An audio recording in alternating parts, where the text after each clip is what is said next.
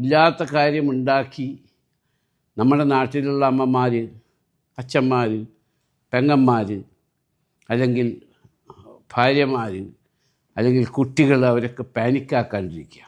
അങ്ങനെ ഒന്നും ഈ ഗൾഫിലില്ല. ഈ സമയത്ത് ആവശ്യമില്ലാത്ത ഗോസിപ്പ്, ആവശ്യമില്ലാത്ത AI സൃഷ്ടി, റൂമേഴ്സ് ഇവിടെ ഇങ്ങനെ ടെലികാസ്റ്റും ചെയ്യുന്നുണ്ട് കുറേ ആൾക്കാർ.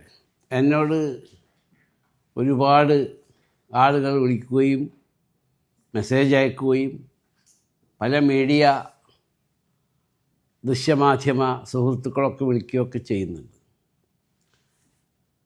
എനിക്ക് പറയാനുള്ളത്, GCC രാജ്യമെന്ന് പറയുന്നത് നമ്മൾക്ക് അന്നം തരുന്ന രാജ്യമാണ്. ഈ രാജ്യത്തിന് ഒന്നും സംഭവിക്കരുതേ എന്ന് എല്ലാ മതവിഭാഗങ്ങളിൽപ്പെട്ടവരും പ്രാർത്ഥിക്കണം. ഏകനായ സൃഷ്ടാവായ ദൈവം, ആ ദൈവത്തിലേക്കാണ് പ്രാർത്ഥന നമ്മളുടെ കടമയാണ്.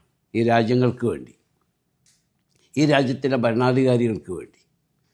പിന്നൊരു കാര്യം, ഈ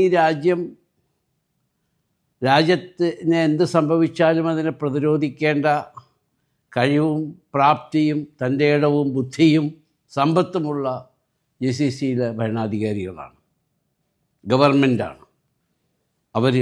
അത് അതിൻ്റേതായ രീതിയിലും രൂപത്തിലും ഭാവത്തിലും അവരത് നിർവഹിക്കുന്നുണ്ട്.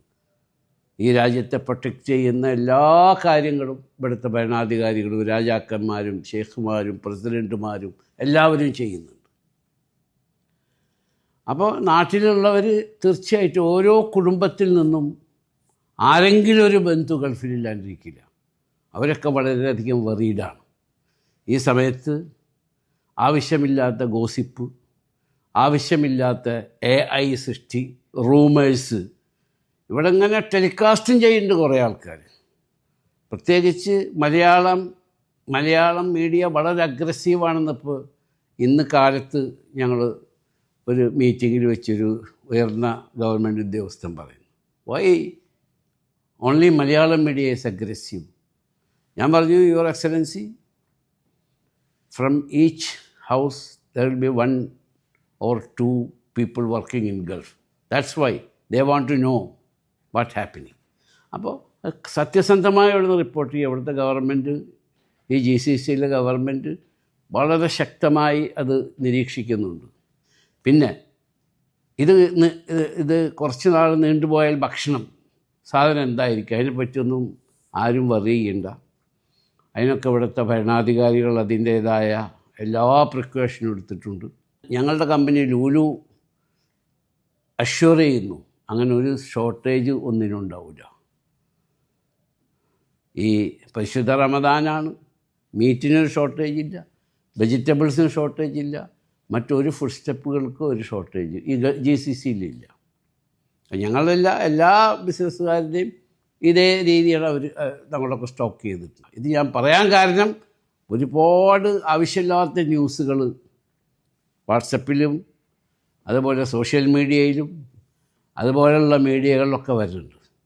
ഇവിടുത്തെ ഗവൺമെൻറ് എന്തെങ്കിലും എവിടെയെങ്കിലും വെച്ച് അത് പിടിക്കപ്പെട്ടാൽ അത് റിപ്പോർട്ട് ചെയ്തതിനെ തൊട്ട് ആ മീഡിയ തന്നെ അവർ ബാൻ ചെയ്യും. Because they are very strong. അതാണിപ്പോൾ അവരതിന് ചിന്തിച്ചുകൊണ്ടിരിക്കുകയാണ്. ഇന്നത്തെ ഞാൻ സംസാരത്തിൻ്റെ അടിസ്ഥാനത്തിലാണ് പറയുന്നത്. അങ്ങനത്തെ ഒരു സിറ്റുവേഷൻ ഉണ്ടാവാതിരിക്കട്ടെ എന്ന് പ്രാർത്ഥിക്കുക. നമ്മൾ സന്തോഷകരമായി ഇനിയും ഈ രാജ്യത്ത് നിന്ന് നമ്മുടെ അന്നം കച്ചവടം ചെയ്താലും ജോലി ചെയ്താലും ആയതുകൊണ്ട് ദയവ് ചെയ്ത് ഗവൺമെൻറ് മീഡിയകളിൽ നിന്ന് കിട്ടുന്ന ന്യൂസുകൾ മാത്രം നിങ്ങൾ റിപ്പോർട്ട് ചെയ്യാൻ പാടുള്ളൂ. അതിന് ശേഷം വരുന്ന കോൺസിക്വൻസസ് നിങ്ങൾ ഉത്തരവാദി നിങ്ങൾ മാത്രമായിരിക്കും. നമ്മളൊരു ബുദ്ധിമുട്ടിൻ്റെ നിഴലിലാണ്. ദൈവം നമ്മളെ രക്ഷിക്കട്ടെ. അതിനെ പ്രതിരോധിക്കാനുള്ള ശക്തിയുള്ള ഭരണാധികാരികൾ, ദീർഘദൃഷ്ടിയുള്ള ഭരണാധികാരികൾ, കാരുണ്യവാന്മാരായ ഭരണാധികാരികൾ ഈ രാജ്യത്തുള്ളവരെയും പുറത്തുനിന്ന് വന്നവരെയും ഒരുമിച്ച് കൂട്ടിപ്പിടിച്ച് കൊണ്ടുപോകുന്ന ഭരണാധികാരികളാണ്. നിങ്ങൾ വിഷമിക്കാതിരിക്കുക. ദൈവം അള്ളാഹു നമുക്കെല്ലാവർക്കും നല്ലത് വരുത്തട്ടെ.